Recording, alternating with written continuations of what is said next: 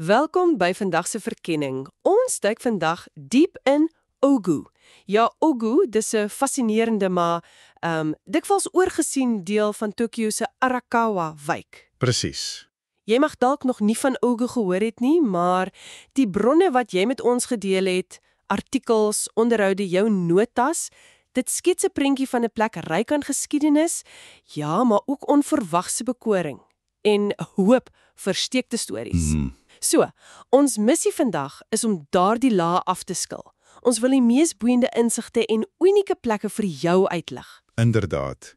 En net om seker te maak ons is almal op dieselfde bladsy, ons fokus op Ogu, O-G-U, Ogu en Arakawa-wijk. Reg. Dis nogal maklik om dit te verwar met die nabygeleë JR Oku-stasie Oku, O-K-U, Oku. Maar die stasie lê eintlik in die Kita-wijk, 'n ander plek. Okay, goed om te weet. Ogu self is wat die Japaneese 'n shitamachi noem. Jy weet, 'n ouer tradisionele werkersklas buurt. Maar, soos ons gaan sien, het Ogu 'n besonder kleurvolle en ja, ongewone verlede wat hom nogal onderskei. Goed, kom ons pak daardie verlede uit. Die Ogu wat ons vandag ken, dit was nie altyd deel van die stedelike Tokio nie. Nee, glad nie. Terug in die Kamakura en Muromachi tydparke. Ons praat nou wat 12de tot 16de eeu. Was hierdie area bekend as Ogu no Sato of Ogu-go. Okay. En dit was 'n uitgestrekte landelike gebied, baie groter as vandag. Dit het selfs dele ingesluit van wat ons nou ken as Nippori en Negishi. Regtig, so dis nogal gekrimp. Ja, oor tyd. En selfs gedurende die lang Edo-periode, jy weet 1603 tot 1868, toe Tokio, of Edo soos dit toe was, begin groei het Ogu hoofsaaklik landbougrond gebly. En bekend vir wat? Veral vir die verbouing van gobo, daai lang aardse knoffelwortel, stapelvoedsel in Japanse kos. Ja, ek ken dit. Die gebied was toe verdeel in 3 kleiner dorpies: Kami-Ogu, Boa-Ogu, Shimo-Ogu, Onder-Ogu en Funeata. Vir eeue was dit maar 'n rustige landelike bestaan hier aan die rand van die groeiende stad. Maar toe kom die Taisho-era, vroeg 20ste eeu, en alles verander. En dit begin, nogal ironies, by 'n tempel en 'n mislukte poging om drank te stook. Dis heeltemal korrek.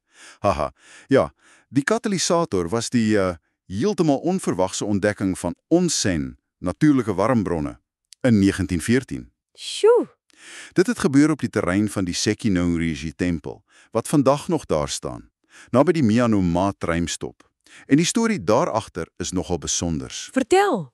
Wel, die hoofpriester van die tempel het blykbaar water uit 'n put op die terrein wou gebruik om shochu te maak, jy weet, daai gedistilleerde drank. Ja, As deel van die proses het hy die water laat toets.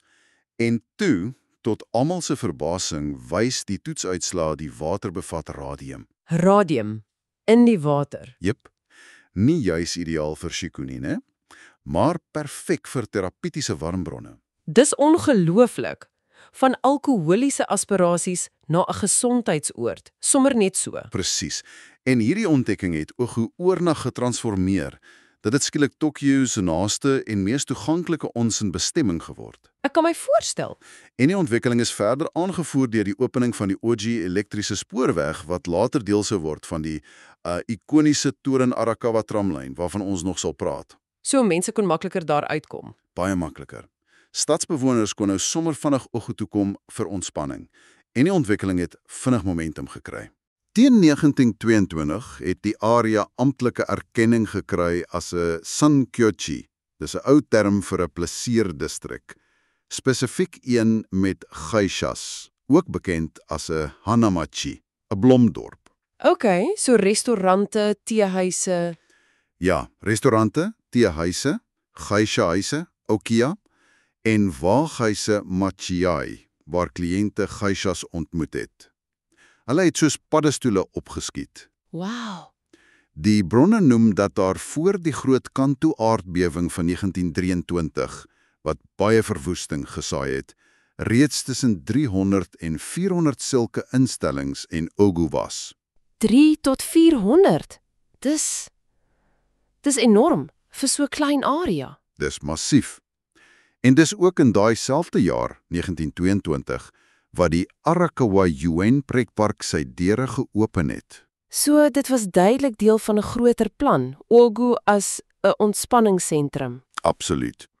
Die pretpark was aanvanklik deel van hierdie hele nuwe ontspanningslandskap, maar hierdie era van glans en plesier het ook 'n donkerder sy gehad. En wat Ogu nasionaal berig sou maak, in 1936 het die sogenaamde Abe Sada insident plaasgevind. Abesada, die naam klink bekend. Ja, dis 'n berugte saak. Dit het gebeur by 'n makiei genaamd Masaki in Nishi-Ogu. Abesada, sy was 'n voormalige prostituut en diensmeisie, het haar minnaar tydens 'n liefdesdaad verwarg. Ai, En daarna sy geslagsdele verwyder. Die grieseme, sensasionele aard van die misdaad het Japan gesjok, maar ook gefassineer. sjoe, dis nogal intens. Hoe het dit die buurt beïnvloed? Dit het Ogu, veral Nishi-Ogu, oornag op die kaart geplaas, maar veral die verkeerde redes natuurlik. Dit het 'n soort morbiede nuuskierigheid ontketen. Mense het kom kyk. Ja, mense het van oral gekom net om die Masaki waaghuishuis te sien. Amper 'n vroeë vorm van wat ons vandag donker toerisme noem. Dit het 'n skaduwee oor die buurt gegooi wat lank sou neem om te verdwyn, selfs nadat die onsin-era begin taan het. Praat van taan. Daardie goue era van warm bronne en vermaak, soos jy gesê het, relatief kortstondig. Wat het presies gebeur? Hoe het daai borrel gebars? Wel, die ondergang van Ogu se onsindroom is nogal 'n klassieke geval van onbedoelde gevolge. Die gebied, saam met die res van Noord-Tokio, het veral na die oorlog, in die Showa-era, vinnige industrialisasie beleef. Fabrieke en so meer? Ja, talle fabrieke het in die omgewing ontstaan. En hierdie fabrieke het enorme hoeveelhede grondwater begin onttrek vir hul prosesse. Ooh, ek sien waarheen dit lei. Presies. Die gevolg was wydverspreide, ernstige grondversakking reg oor die area. En een van die direkte slagoffers van hierdie dalende grondwatervlakke, die onsinbronne, hulle het eenvoudig opgedroog. So die einste industriële vooruitgang het die natuurlike hulpbron vernietig wat die buurt se unieke identiteit geskep het. Dis nogal ironies. Baie ironies, ja. Sonder die warmbronne het die Sankyochi sy hoofaantrekkingskrag verloor. Die hele vermaaklikheidsdistrik het vinnig gekwyn. En vandag, is daar enige tekens oor van daai tyd? Bittermin fisiese tekens. Die meeste van daai restaurante, teehuise, huise, lankal gesloop of vir ander dinge gebruik. Een bron sê, party plaaslike inwoners glo 'n ou restaurant, Atami, naby die Kodai tramstop, is dalk die enigste oorblywende struktuur, maar is moeilik om te bevestig. En die Masaki waaghuis, die plek van die insident. Dis nou net 'n onopvallende parkeerterrein, niks meer nie. Dit wys jou hoe verganklik selfs die mees prominente kenmerke van 'n buurt kan wees. Dis 'n fascinerende reis. Van plaasgrond na spa-dorp, na berugte pleaserdistrik en toe industriële agteruitgang. So, hoe voel Ogu vandag? Wat het uit daardie as opgestaan? Jou bronne beskryf dit nou as 'n non-biri dorp. Ja, non-biri. Rustig, ontspanne, amper lomerig. En een van die treffendste dinge is die veiligheidsrekord. Blykbaar een van die laagste misdaadsyfers in Tokio. Dis wat die bronne sê, ja. Baie veilig. Kom ons delf dan nou in die Ogu van vandag. Kom ons ontdek daardie versteekte juwele wat jy dalk sal geniet as jy daar is. Goed. En 'n uitstekende manier om die huidige Ogu te ervaar, is om te begin met daai einste tramlyn, die Toden-Arakawa-lyn. Nou ook die Sakura-tram genoem. Die een wat gehelp het om die onseën-era aan te vuur. Presies. En is merkwaardig, want dis die enigste oorspronklike Toden-tramlyn wat nog in die hele Tokio oor is. Regtig, net een oor. Net hierdie een. En om daarmee te ry, dit voel regtig soos 'n stap terug in tyd. Dis 'n baie meer intieme, rustiger manier om die stad te sien as, sê maar, die besige JR of metrolyne. En is daar spesifieke goed om te sien langs die lyn in Ogu? Ja, beslis. In Nishi-Ogu is daar die Arakawa Shako, die hoofdepout vir die tramlyn. Vir die treinentoesiaste. Absoluut.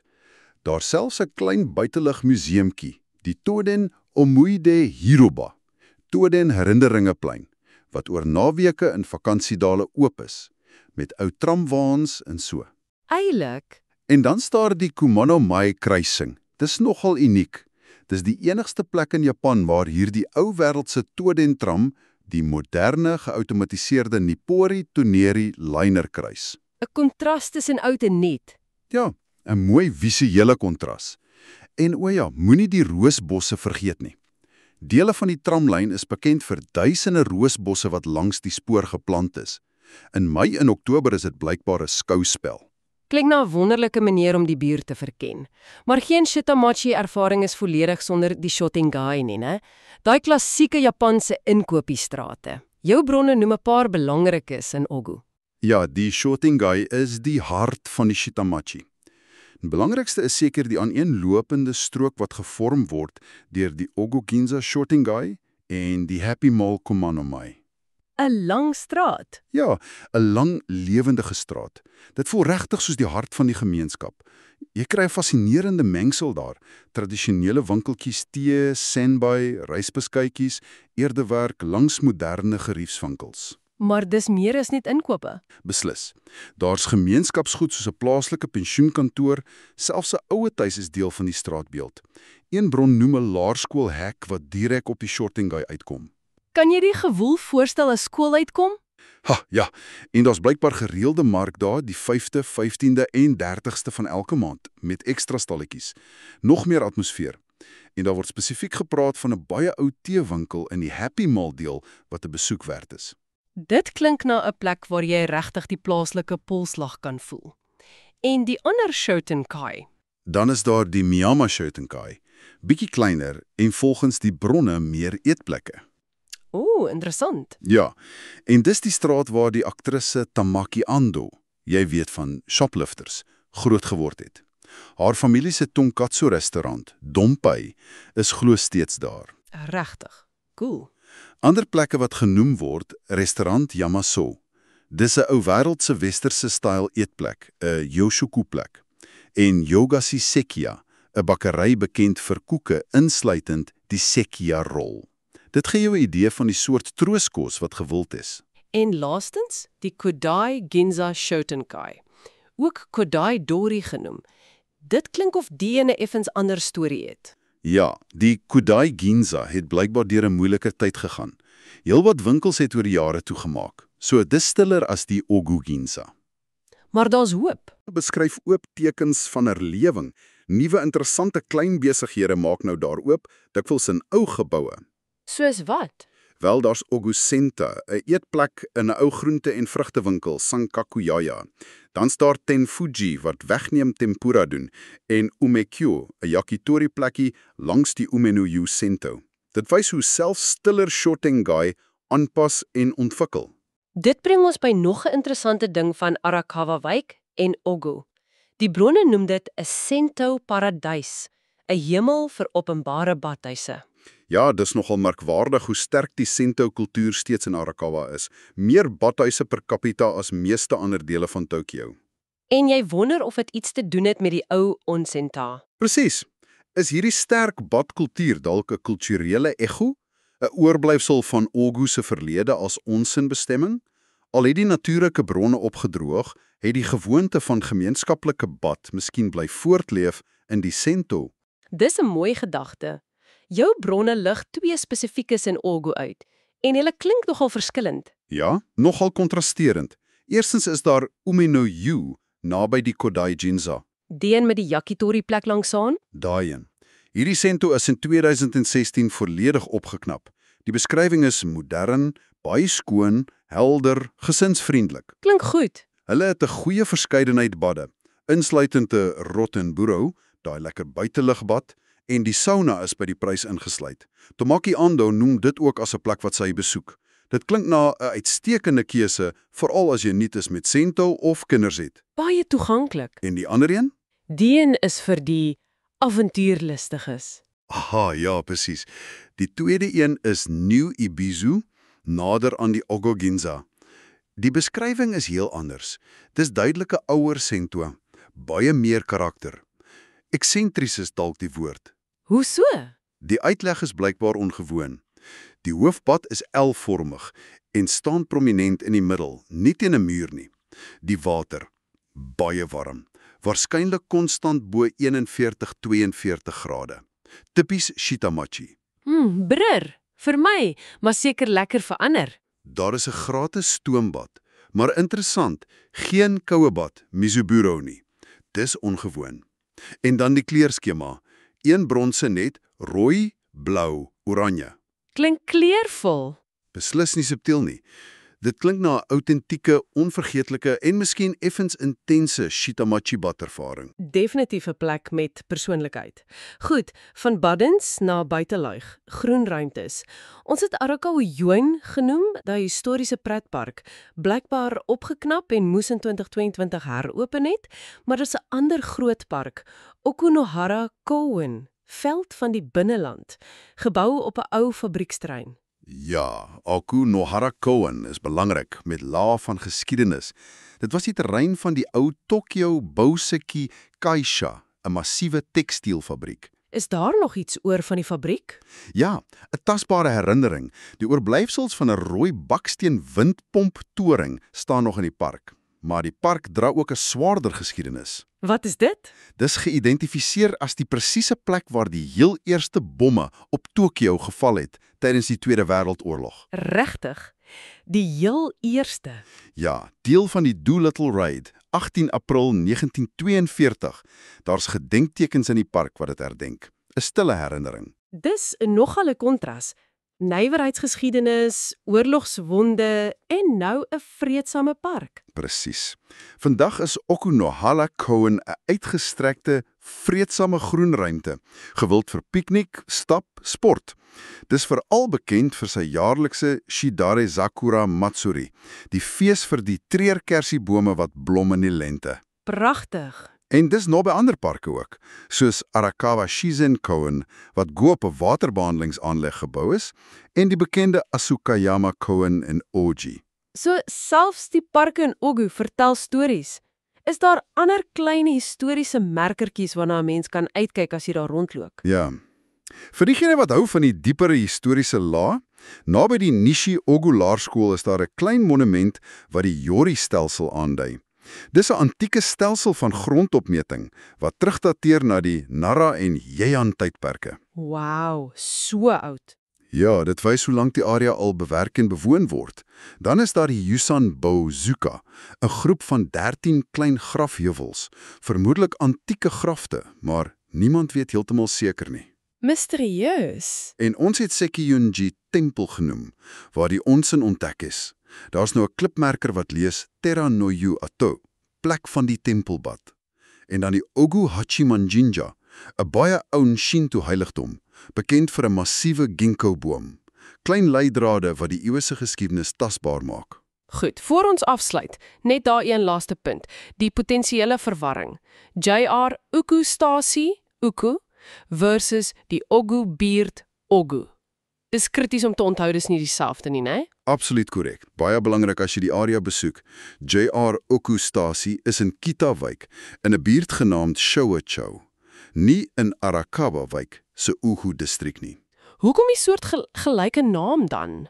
Wel, die mees waarskynlike teorie is dat die stasie die naam Uku gekry het toe dit gebou is, juis omdat die nabygeleë Ugu-area toe in die Taisho-era so bekend was as 'n ontspannings- en onsinplek. Die stasie het sy naam aan die gewilde buurt ontleen, al lê dit tegnies net buite daardie buurt. Slim bemarking dalk. En wat is vandag by JR Uku-stasie te sien?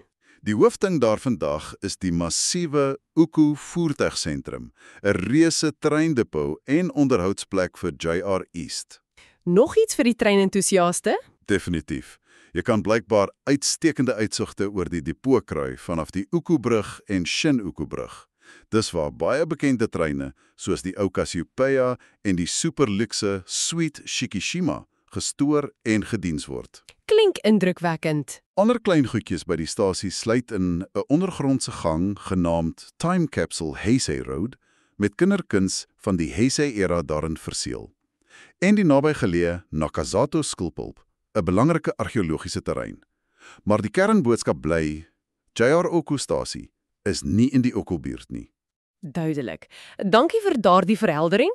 So, as ons alles saamvat, Oku is regtig 'n plek met merkwaardige lae. Van plaasgrond deur industrie na 'n glinsterende en soms berugte vermaaklikheidsera, oorlogswonde en nou hierdie stil, veilige maar karaktervolle woonbuurt. 'n Ware stukkie Shitamachi Tokyo, weg van die gewone gewoel. Ja, dit balanseer sy verlede en hede op 'n interessante manier. Jy sien dit in die Touden-tram wat verby moderne woonstelblokke ry. Jy sien dit in historiese parke soos Okunohara, wat nou vreedsame ontspanningsplekke is. Dit voel soos 'n plek wat sy geheime nie sommer net prysgee nie. Presies. Dit beloon stadige, bedagsame verkenning.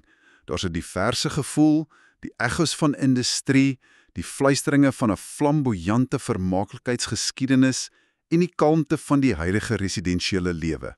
Alles vloei saam. So, wat beteken dit alles vir jou, ons luisteraar?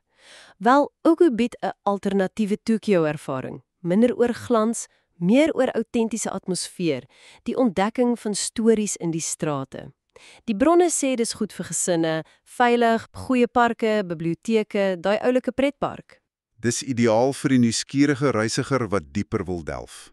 Ja, dis dalk nie die plek vir jong alleenlopers op soek na naglewe nie, maar dit bied iets anders. 'n Gevoel van plek, van geskiedenis. En hier's 'n laaste gedagte vir jou om oor te pyns. Iets wat uit Ogu se eie verhaal kom. Daai dramatiese opkoms en val van die Onsign-era. Alles as gevolg van 'n onverwagse ontdekking en toe onvoorsiene gevolge van industrialisasie. Dis 'n kragtige herinnering aan hoe drasties en onvoorspelbaar plekke kan verander. Dit laat 'n mens wonder, watter subtiele verskuiwings, watter klein veranderinge vind tans in jou eie buurt plaas? Watter klein faktore, 'n nuwe besigheid, 'n omgewingsfaktor, 'n demografiese skuif kan dalk dekades van nou af tot groot, onverwagte transformasies lei? Dis 'n goeie vraag. Miskien is die uitnodiging vanuit hierdie verkenning van Ogu juist dit, om met nuwe oë na die bekende te kyk. En as jy ooit die kans kry, gaan verken Ogu self.